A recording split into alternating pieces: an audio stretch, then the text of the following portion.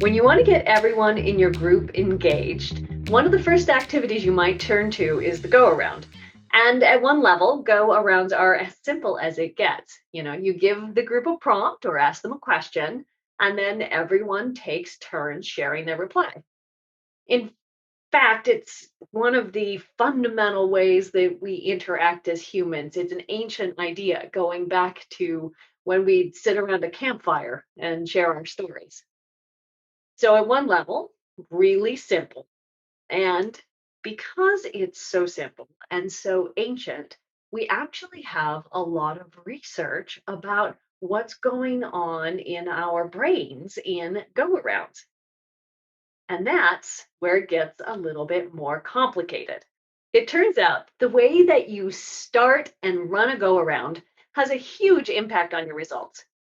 So today we're going to take a look at some of the underlying dynamics and see how, you can really muck things up in a meeting. Okay, mistake number one, a lousy start.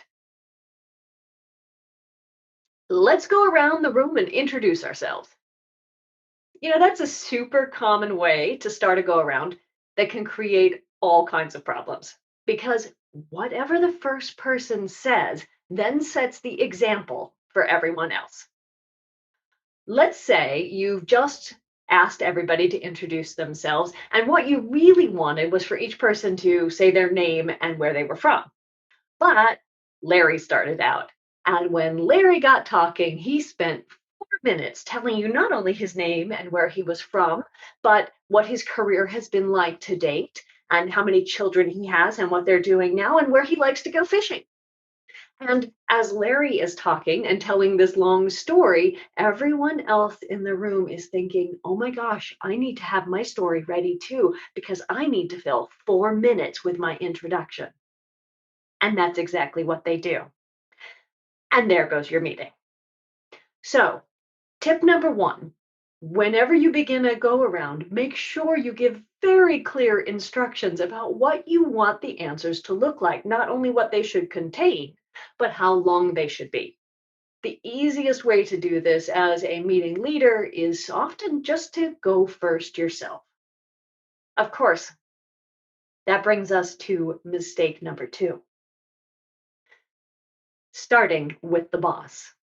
So let's say in your go around, you want to hear everyone's honest opinion about a new proposal. Whatever you do, do not start with the boss. And don't start with the most popular person. And don't go first yourself either. Here's why. No matter who speaks first, that first idea will set the example, just like it does with the introductions. This is called the anchoring effect. And really, there's no way around it. There's nothing you're going to be able to do about that. But when the first person to talk is one of the more powerful people in the room, that effect is even stronger. The people who speak next will often shift their answers so that they don't look like they're disagreeing or arguing or causing a riff with those powerful people. So, if you want a better shot at hearing what your junior people really think, ask them to go first. Well, unless, of course, they're really shy, which brings us to challenge number three. Mistake three, putting someone on the spot. So some people find it incredibly uncomfortable to speak in front of a group. Others, well, they need time to think about their answers before they speak.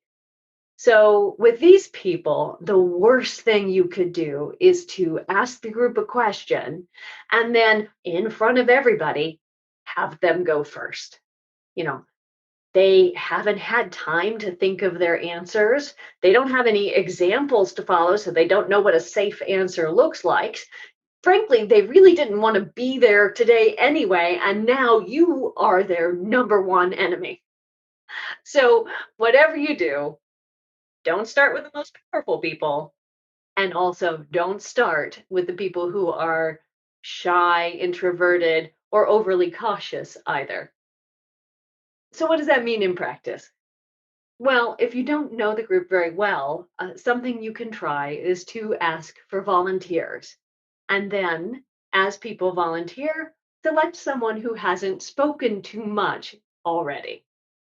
Now, what if you're not a facilitator? What do you need to know about go arounds? There are two things. If you're participating in a meeting and you want to make a good impression, avoid mistake number 4, sitting where you're hard to see.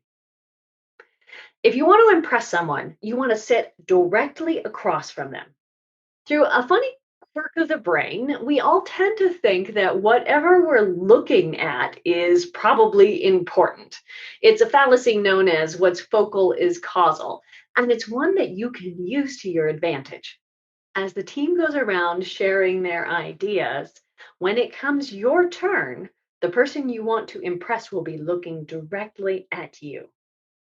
So, even if your ideas are similar to ideas that were already mentioned, that person will attribute anything they feel is important about that idea to you. Okay, last one. If you want to make a great impression, avoid mistake number 5, which is sitting next to the person that you want to impress. So, if you want to hear someone or you want to be heard by that person, make sure you're sitting at least 3 seats away from them. Why? Well, you know that feeling you get in a group when you're kind of nervous and everyone's sharing something about themselves and you smile and you nod and you're all along thinking in your head, okay, here's what I'm going to say when it gets to be my turn. Well, everyone does this to some degree, even in low stakes situations. And that, what am I going to say? Voice in our head gets louder and louder and louder the closer it gets to being our turn. So much so that studies found that people often can't recall anything that the person who spoke just before them said.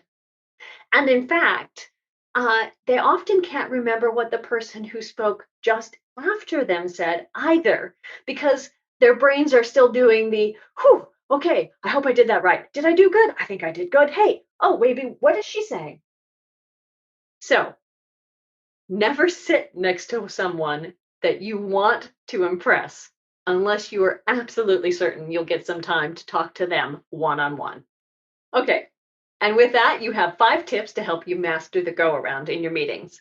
You'll find some links to some excellent geekery in the resources below. And I'm looking forward to reading your comments about what else you have found helps you run an excellent go around.